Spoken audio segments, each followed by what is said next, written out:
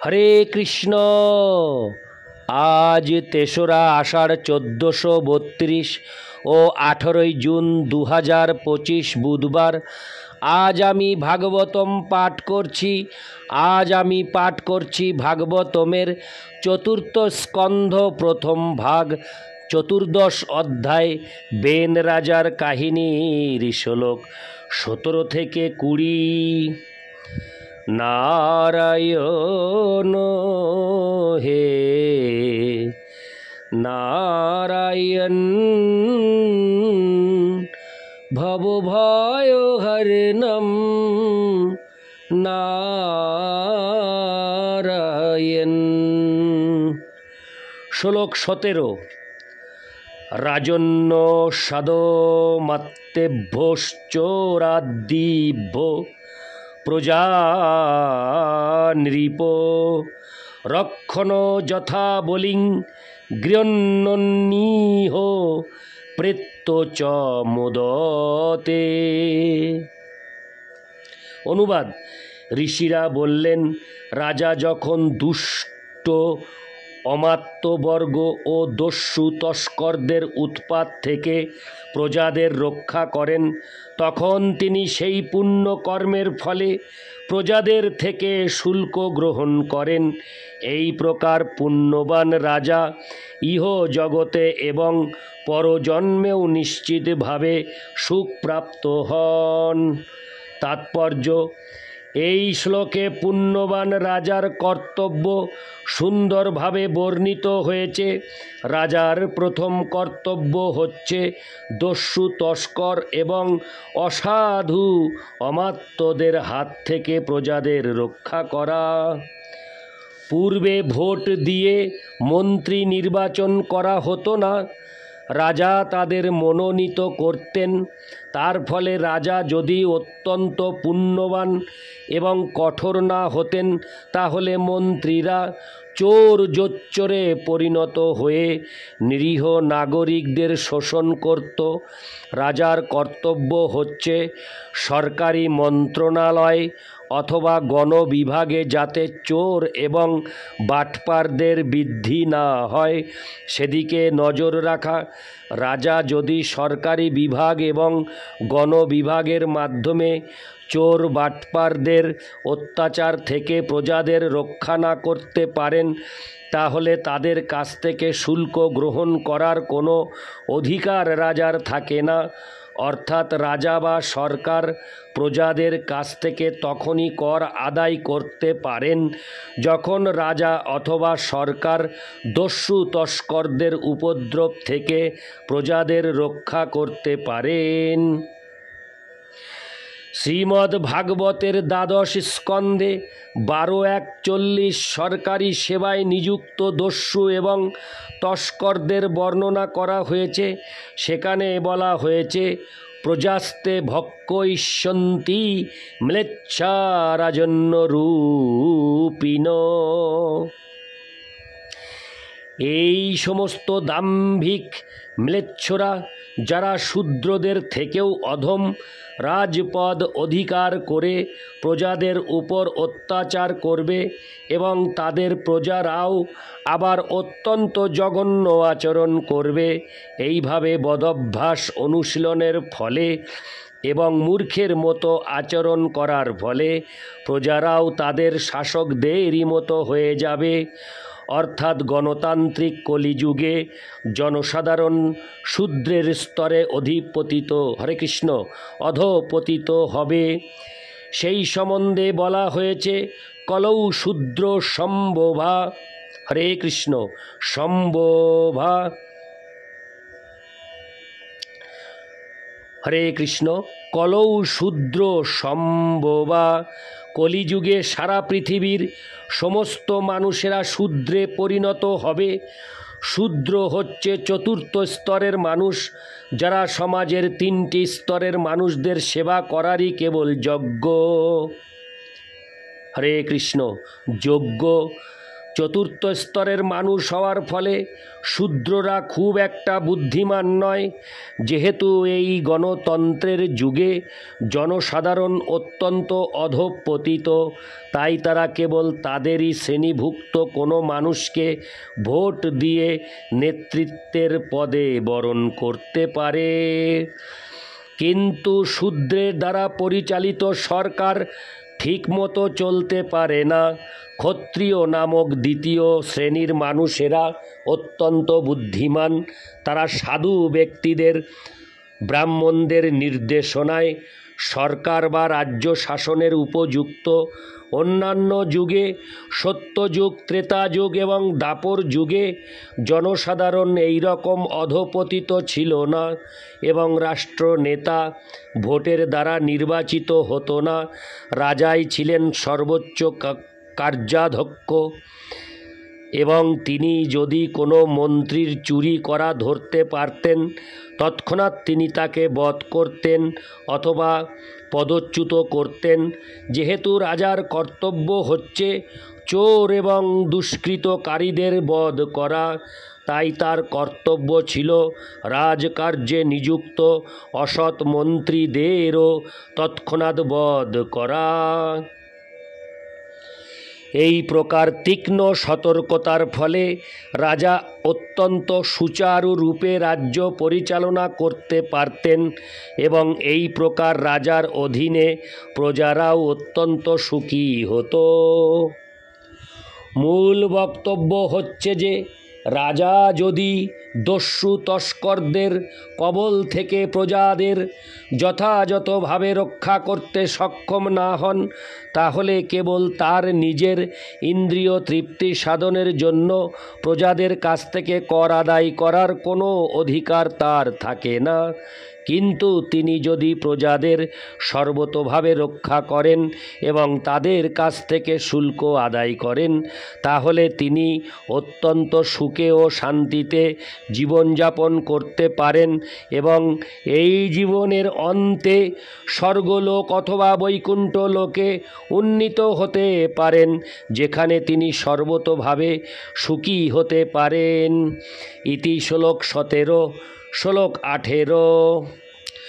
যস্য রাষ্ট্রে পুরে চৈব ভগবান যজ্ঞ পুরুষ ইজ্জতে সেন ধর্মেন জনৈর্বনাশ্রমান্বিতৈ। অনুবাদ: যে রাজার রাজ্যে এবং নগরে জনসাধারণ নিষ্ঠা সহকারে চতুর্বর্ণ এবং চতুরাশ্রম সমাজ ব্যবস্থা পালন করে এবং সমস্ত প্রজারা তাদের বিশেষ বিশেষ বৃত্তির দ্বারা পরমেশ্বর ভগবানের আরাধনায় যুক্ত, সেই রাজাকে পুণ্যবান বলে বিবেচনা করা হয়। তাৎপর্য: রাষ্ট্রের কর্তব্য এবং নাগরিকদের কর্তব্য এই শ্লোকটিতে খুব সুন্দরভাবে বর্ণিত হয়েছে। রাষ্ট্রনেতা বা রাজার এবং নাগরিকদেরও কর্তব্য হচ্ছে তাদের কার্যকলাপ এমনভাবে পরিচালিত হওয়া উচিত যাতে চরমে সকলেই পরমেশ্বর ভগবানের সেবায় যুক্ত হন। রাজা বা রাষ্ট্রপ্রধানকে পরমেশ্বর ভগবানের প্রতিনিধি বলে মনে করা হয় এবং তাই তার কর্তব্য হচ্ছে সব কিছু যাতে সুন্দরভাবে চলে এবং নাগরিকেরা যাতে বিজ্ঞানসম্মত চতুর্বর্ণ এবং চতুরাশ্রম ব্যবস্থায় অবস্থিত হয়ে ভগবানকে কেন্দ্র করে জীবনযাপন করে তা দেখা। বিষ্ণু পুরাণে উল্লেখ করা হয়েছে যে চতুর্বর্ণ ব্রাহ্মণ, ক্ষত্রিয়, বৈশ্য ও শূদ্র এবং চতুরাশ্রম ব্রহ্মচর্য, গার্হস্থ্য, বানপ্রস্থ ও সন্ন্যাস সমন্বিত বিজ্ঞানসম্মত সমাজ ব্যবস্থায় মানুষ যতক্ষণ পর্যন্ত না অধিষ্ঠিত হচ্ছে, ততক্ষণ পর্যন্ত সেই সমাজকে প্রকৃত মানব সমাজ বলে বিবেচনা করা যায় না, অথবা সেই সমাজের মানুষেরা মানব জীবনের চরম লক্ষ্যের উদ্দেশ্যে কখনোই অগ্রসর হতে পারে না। রাষ্ট্র সরকারের কর্তব্য হচ্ছে বর্ণাশ্রম ব্যবস্থা অনুসারে যাতে সব কিছু পরিচালিত হয় তা দেখা। এখানে উল্লেখ করা হয়েছে ভগবান যজ্ঞ পুরুষ, পরমেশ্বর ভগবান শ্রীকৃষ্ণ হচ্ছেন যজ্ঞ পুরুষ। ভগবদ্গীতায় 5:29 যে সম্বন্ধে বলা হয়েছে ভোক্তারং যজ্ঞ তপসাম। শ্রীকৃষ্ণ হচ্ছেন সমস্ত যজ্ঞের চরম উদ্দেশ্য, তিনি সমস্ত যজ্ঞের ভোক্তা, তাই তিনি যজ্ঞপুরুষ নামে পরিচিত। যজ্ঞপুরুষ শব্দটি শ্রী বিষ্ণু বা শ্রীকৃষ্ণ অথবা যে কোনো বিষ্ণু তত্ত্বকে ইঙ্গিত করে।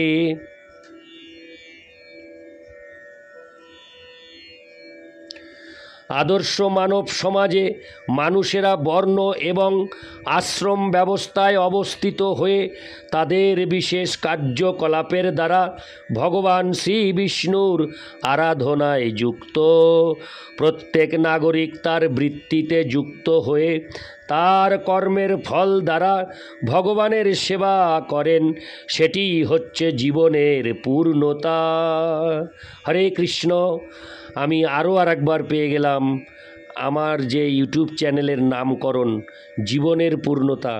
ভাগবতমের অনেক জায়গাতে এই সুন্দর দুটি শব্দ আমি বারংবার পাচ্ছি এবং আমি মনে করছি যে আমার ইউটিউব চ্যানেল জীবনের পূর্ণতা নামকরণ সার্থক, যথার্থ সার্থক। হরে কৃষ্ণ। যে সম্বন্ধে ভগবদ্গীতায় 18:46 বলা হয়েছে যত প্রবৃত্তির ভূতানাং যেন সর্বমিদং ততম সকর্মণা তমোভর্চ সিদ্ধিং বিন্দতি মানব। যিনি সমস্ত জীবের উৎস এবং যিনি সর্বব্যাপ্ত, স্বীয় কর্তব্য কর্ম অনুষ্ঠানের দ্বারা সেই ভগবানের আরাধনা করে, হরে কৃষ্ণ, আরাধনা করে, হরে কৃষ্ণ, সেই ভগবানের আরাধনা করে মানুষ সিদ্ধি লাভ করতে পারে। আমি লাইন দুটি আরেকবার পাঠ করছি। যিনি সমস্ত জীবের উৎস এবং যিনি সর্বব্যাপ্ত, স্বীয় কর্তব্য কর্ম অনুষ্ঠানের দ্বারা সেই ভগবানের আরাধনা করে মানুষ সিদ্ধি লাভ করতে পারে। এইভাবে শাস্ত্র নির্দেশিত বিধি অনুসারে ব্রাহ্মণ, ক্ষত্রিয়, বৈশ্য এবং শূদ্রের নিজ নিজ কর্তব্য কর্ম সম্পাদন করা উচিত। এইভাবে সকলেই পরমেশ্বর ভগবান শ্রী বিষ্ণুর প্রসন্নতা বিধান করতে পারেন। রাজা অথবা রাষ্ট্রপ্রধানের কর্তব্য হচ্ছে নাগরিকেরা যাতে এইভাবে কর্ম করে, হরে কৃষ্ণ, কর্ম করে তা দেখা, অর্থাৎ রাষ্ট্রকে ধর্মনিরপেক্ষ বলে ঘোষণা করে তাদের কর্তব্য কর্ম থেকে বিচ্যুত না হওয়া রাষ্ট্র এবং সরকারের অবশ্য কর্তব্য। আজ যে সমস্ত মানুষ সরকারি সেবায় যুক্ত এবং যারা নাগরিকদের শাসন করে তাদের বর্ণাশ্রম ধর্মের প্রতি কোনো রকম শ্রদ্ধা নেই। তারা উচ্চ পদে অধিষ্ঠিত হয়ে আত্মতৃপ্তি সহকারে অনুভব করে যে তাদের রাষ্ট্র ধর্ম নিরপেক্ষ। এই প্রকার সরকারের শাসনাধীনে কেউই কখনো সুখী হতে পারে না। মানুষকে অবশ্যই বর্ণাশ্রম ধর্ম অনুসরণ করতে হবে এবং রাজার অবশ্য কর্তব্য হচ্ছে প্রজারা যে তা সুষ্ঠুভাবে অনুসরণ করছে সেই সম্বন্ধে কঠোর দৃষ্টি রাখা। ইতি শ্লোক 18, শ্লোক 19।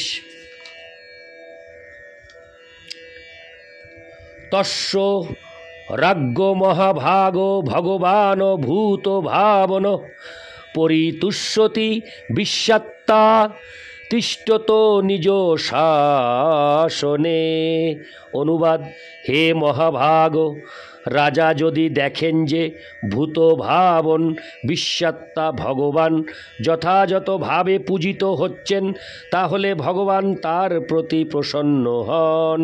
তাৎপর্য: সরকারের কর্তব্য হচ্ছে জনসাধারণ এবং সরকারের কার্যকলাপের দ্বারা পরমেশ্বর ভগবান যে সন্তুষ্ট হচ্ছেন তা দেখা। রাষ্ট্র, সরকার অথবা নাগরিকদের যদি সমগ্র সৃষ্টির আদি কারণ ভূত ভাবন অথবা সমস্ত আত্মার আত্মা বিশ্বাত্মা পরমেশ্বর ভগবান সম্বন্ধে কোনো জ্ঞান না থাকে, তাহলে সেই সমাজে সুখী হওয়ার কোনো সম্ভাবনা থাকে না। মূল কথা হচ্ছে যে ভগবানের সেবায় যুক্ত না হলে নাগরিকেরা অথবা সরকার কোনোভাবেই সুখী হতে পারে না। বর্তমান সময়ে মানুষেরা ভক্তিযোগে ভগবানের সেবায় যুক্ত হচ্ছে কিনা তা দেখার কোনো রকম আগ্রহ রাজা অথবা শাসকবর্গের নেই। পক্ষান্তরে তারা কেবল ইন্দ্রিয় তৃপ্তি সাধনের জন্য যান্ত্রিক প্রগতির ব্যাপারেই আগ্রহী। পরিণামে তারা প্রকৃতির অত্যন্ত জটিল নিয়মের বন্ধনে আরও বেশি করে জড়িয়ে পড়ছে। মানুষের কর্তব্য জড়া প্রকৃতির 3 গুণের বন্ধন থেকে মুক্ত হওয়া এবং তার একমাত্র উপায় হচ্ছে পরমেশ্বর ভগবানের শরণাগতি। সেই উপদেশ ভগবদ্ গীতায় দেওয়া হয়েছে। দুর্ভাগ্যবশত সরকারের অথবা জনসাধারণের কারোরই সে সম্বন্ধে কোনো ধারণা নেই। তারা কেবল ইন্দ্রিয় তৃপ্তি সাধনে এবং এই জীবনে সুখী হওয়ার চেষ্টাতেই মগ্ন। নিজ শাসনে শব্দটি ইঙ্গিত করে যে সরকার এবং নাগরিক উভয়েরই কর্তব্য হচ্ছে বর্ণাশ্রম ধর্ম পালন করা। জনসাধারণ যখন বর্ণাশ্রম ধর্মে অধিষ্ঠিত হয়, তখন ইহলোকে এবং পরলোকে অর্থাৎ উভয় লোকেই প্রকৃত জীবন এবং সমৃদ্ধি লাভের সমস্ত সম্ভাবনা থাকে। ইতি শ্লোক 19। শ্লোক 20। তস্মিংস্তুষ্টে কিমো প্রাপ্যং জগতামীশ্বরেশ্বরে লোকাঃ সপালা হেতস্मै হরন্তি বলিমাদৃতা। অনুবাদ: ব্রহ্মাণ্ডের নিয়ন্তা মহান দেবতাদের দ্বারা পরমেশ্বর ভগবান পূজিত হন। তিনি যখন প্রসন্ন হন, তখন কোনো কিছু লাভ করা আর অসম্ভব হয় না। সেই জন্য বিভিন্ন গ্রহলোকের পালক দেবতারা এবং সেই সমস্ত গ্রহলোকের অধিবাসীরা ভগবানকে সমস্ত প্রকার নৈবেদ্য নিবেদন করে মহা আনন্দ অনুভব করেন। তাৎপর্য: এই শ্লোকে সমগ্র বৈদিক সভ্যতার সারাংশ দেওয়া হয়েছে। এই গ্রহলোকের অথবা অন্য সমস্ত গ্রহলোকের সমস্ত জীবাত্মাদের উচিত তাদের কর্তব্য কর্মের দ্বারা পরমেশ্বর ভগবানের প্রসন্নতা বিধান করা। যখন ভগবান প্রসন্ন হন, তখন জীবনের সমস্ত প্রয়োজন আপনা থেকেই প্রাপ্ত হওয়া যায়। বেদে উল্লেখ করা হয়েছে, একো বহুনাং যো বিদধাতি কামান। কঠ উপনিষদ 2:13। বেদ থেকে আমরা জানতে পারি যে ভগবান সকলের সমস্ত আবশ্যকতাগুলি পূর্ণ করেন এবং আমরা বাস্তবিকভাবে দেখতে পাই যে পশু পক্ষী কীট পতঙ্গ আদি নিম্ন স্তরের জীবেদের যদিও কোনো রকম বৃত্তি বা পেশা নেই, তবুও খাদ্যাভাবে তাদের মৃত্যু হয় না। প্রকৃতির ব্যবস্থাপনায় তারা বেঁচে আছে এবং তাদের জীবনের আহার, নিদ্রা, হরে কৃষ্ণ, ভয়, মৈথুন আদি সমস্ত আবশ্যকতাগুলি যথাযথভাবে পূর্ণ হচ্ছে। মানব সমাজ কিন্তু কৃত্রিম কৃত্রিমভাবে এক প্রকার সভ্যতা সৃষ্টি করেছে, যার ফলে তারা ভগবানের সঙ্গে তাদের সম্পর্কের কথা বিস্মৃত হয়েছে। এমনকি আধুনিক সমাজে মানুষ ভগবানের কৃপা এবং আশীর্বাদের কথাও ভুলে গেছে। তার ফলে আধুনিক সভ্যতায় মানুষ সর্বদাই অসুখী এবং অভাবগ্রস্ত। জীবনের পরম উদ্দেশ্য যে শ্রী বিষ্ণুর শরণাগত হয়ে তার সন্তুষ্টি বিধান করা, সেই কথা মানুষ জানে না।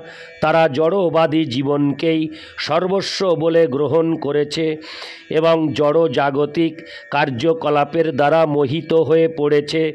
বাস্তবিক পক্ষে তাদের নেতারা তাদের এই পথ অনুসরণ করতে সর্বদা অনুপ্রাণিত করছে এবং ভগবানের নিয়ম সম্বন্ধে অজ্ঞ জনসাধারণ তাদের সেই সমস্ত অন্ধ নেতাদের অনুসরণ করে দুঃখ দুর্দশায় জর্জরিত হচ্ছে। পৃথিবীর এই সংকটজনক পরিস্থিতির সংশোধন করার জন্য প্রতিটি মানুষকে কৃষ্ণ ভাবনার অমৃতময় শিক্ষা লাভ করা উচিত এবং বর্ণাশ্রম পদ্ধতি অনুসারে আচরণ করা উচিত। রাষ্ট্রেরও কর্তব্য হচ্ছে সমস্ত মানুষ যাতে পরমেশ্বর ভগবানের প্রসন্নতা বিধানে তৎপর হয়, সেই সম্বন্ধে সর্বদা সচেতন থাকা, সেটিই হচ্ছে রাষ্ট্রের প্রধান কর্তব্য। পরমেশ্বর ভগবানের প্রসন্নতা বিধান করার মাধ্যমে সমস্ত সমস্যার সমাধানের সর্বশ্রেষ্ঠ পন্থা অবলম্বন করতে জনসাধারণকে অনুপ্রাণিত করার জন্যই কৃষ্ণ ভাবনামৃত আন্দোলনের শুরু হয়েছে। ইতি শ্লোক 20। নারায়ণ হে নারায়ণ ভবভয়হরণম নারায়ণ। হরে কৃষ্ণ।